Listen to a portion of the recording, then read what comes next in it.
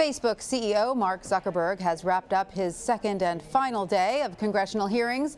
It comes after the personal information of up to 87 million users ended up in the hands of Cambridge Analytica. In today's hearing, Zuckerberg once again apologized for not doing enough to protect users' data. He also addressed criticism from Republicans like Senator Ted Cruz, who yesterday accused Facebook of having an anti-conservative bias. Here's what Zuckerberg said about that today. The principle that we're a platform for all ideas is something that I care very deeply about. I am worried about bias, and we take a number of steps to make sure that none of the changes that we make are targeted in any kind of biased way.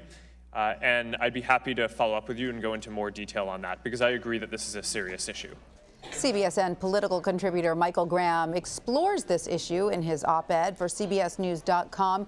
It's called "Why Conservatives Don't Have Mark Zuckerberg's Back." Michael is also a columnist for the Boston Herald and politics editor for NewHampshireJournal.com. He joins me now from Boston. Michael, in your article, you write that Zuckerberg is under attack from the left, so why isn't he loved by the right? Because they believe Facebook has become enemy-held territory. Why is there that perception about Facebook? Well, Senator Ted Kennedy did a good job yesterday. Ted Kennedy. I'm in Massachusetts. Force of habit. Sorry.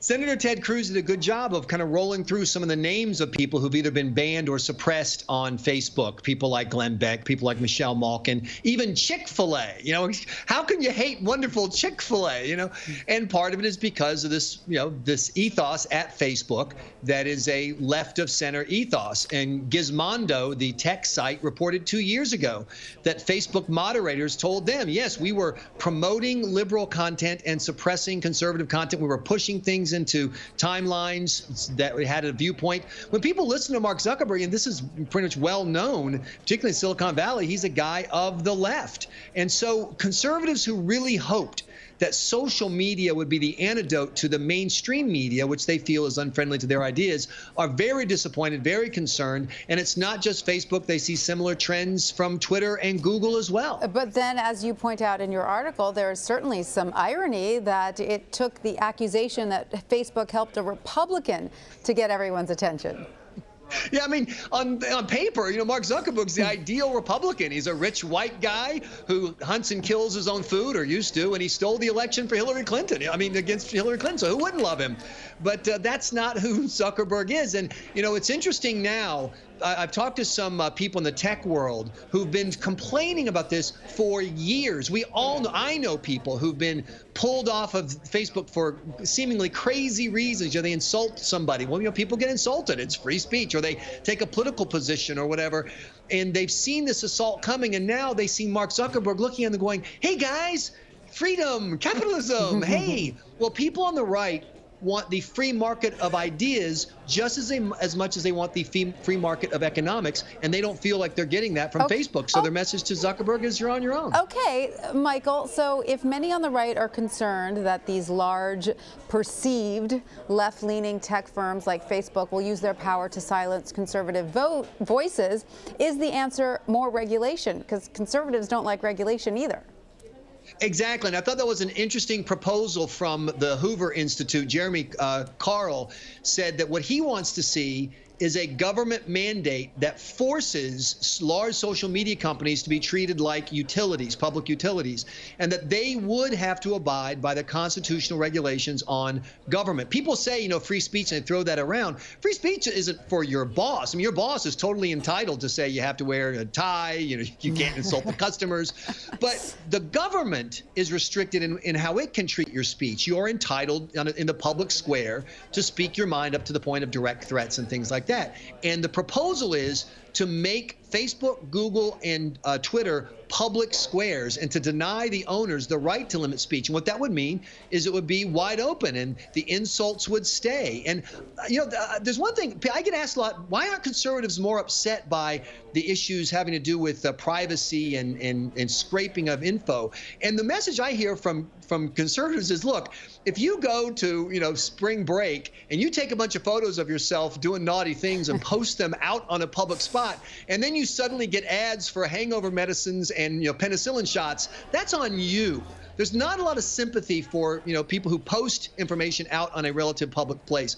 What conservatives are far more worried about is the people who run that public place will turn on them for having the, quote, wrong opinions, as happened, for example, with an employee at Google. So they're more worried about that than bad actors getting hold of their personal information and leading to all kinds of identity theft. They're not concerned about that sort of result? But now, wait a minute. Bad actors is one thing. Someone steals your credit card information. That's a bad actor. Right, but if this information goes out there, and who knows who's going to get it. That's the point. I agree, but look at what's in people's Facebook feeds. I mean, when you announce, hi, here are the 150 people I know, and hey, here's pictures of us going to the beach, you can't be stunned that, companies and marketers figure out that you have friends and go to the beach. And there's a naivete that it was interesting. I was talking to some, fellow troublemaking conservatives, if you will, talk radio types, about listening to the testimony from these senators yesterday going, oh, it's terrible what people can find out about you. Well, they don't find it out about you. You send it to them. You post it up on the web, and that's the part of the cultural war here. Is one of the ethoses from the Republican or the conservative view is people need to be more individually responsible. Right. And there's a fear that the desire to protect people who ought to be responsible for themselves. If you go to a website and it's got stuff you don't want to look at, it's mean, it's naughty, it's insulting to liberals, then just don't go to that Facebook page anymore. Block it, click it. There's a million ways to stay away. They're afraid that the desire to help people be protected will result in censorship, and they suspect that they know that censorship is only going to go one way, against the right and not the left. Okay, so I can guess what you're going to say to my next question, which is watching Zuckerberg's testimony the last 2 days. Do you feel Republicans and Democrats see the Facebook and Cambridge Analytica scandal through the same lens? Clearly, you don't. They're seeing it through two different lenses altogether. You're right. I mean, if you ask someone on the right about Cambridge Analytica, the first two words you're going to hear is Barack Obama, who bragged after the 2012 campaign about how they used the same kind of data, obviously not breaking rules to obtain it, but the same kind of data. And this is just part of the world that we live in. And once again, you mentioned bad actors. I want to be clear. I haven't heard from anybody who says that Facebook should be able to lie to you, that the information that you expressly put up to be private, for example, my birthday, because I don't like people to know about it because I hate my birthday. They're not supposed to be able to take that. But they did. And they give it have, away. Michael. They've taken all of that. I agree. It's all gone. And so it's out there. And that's the difference between the bad actor. That's the line. The bad actor versus people acting like they're upset when the data that they make readily available gets scraped. It's not the marketer's fault that he noticed that you subscribe to Guns and Ammo magazine and decides to send you some ads that might relate to somebody who reads Guns and Ammo magazine. That's not bad behavior. Right. And there's a lot of hand wringing that, once again, people on the right fear is designed to get you ready to impose restrictions on content, and that's what we're on the right. Right, but I think the hand wringing is about the fact that it's going to third and fourth parties where it can't be controlled, and once it's there, it can easily be hacked by other people. I mean, I think that's where some of the hand wringing is. That's what some of it's about. Okay, so I used to run campaigns for a living, and I hope no one is shocked that we would buy lists from magazine companies, for example. This was back before the internet made everything so easy. And we would buy lists from organizations that did fundraising. We buy lists from other political organizations because I worked with Republicans, so we wanted to hear from pro-lifers and not necessarily, the people on Planned Parenthood. Yes, but Michael, did those lists have information like the square footage of your home and how many children you have and what your annual income is? Did it have all of that information there?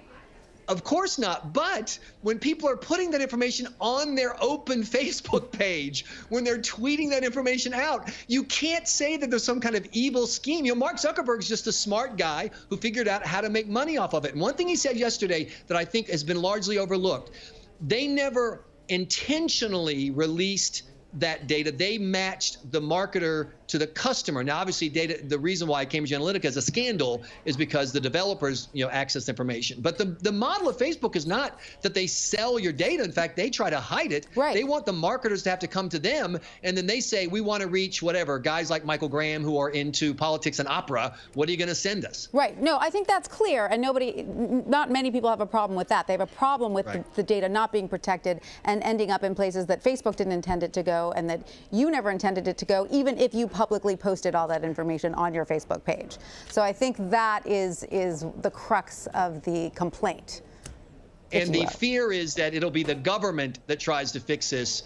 And that's something that, a lot of us on the right don't trust the government to do anything particularly well. And based on their questions yesterday, it was clear they barely understand the technology here. I mean, we were one step away from, Senator Strom Thurmond back in the day going, talking the talking machine. They were very out of their depth. Please, please, please don't let Orrin Hatch decide what I get to use the internet for. Please. And Mark Zuckerberg caught on to the fact that they didn't know what they were asking very quickly. Absolutely. All right, Michael Graham, thank you so much for that. Thanks for having me.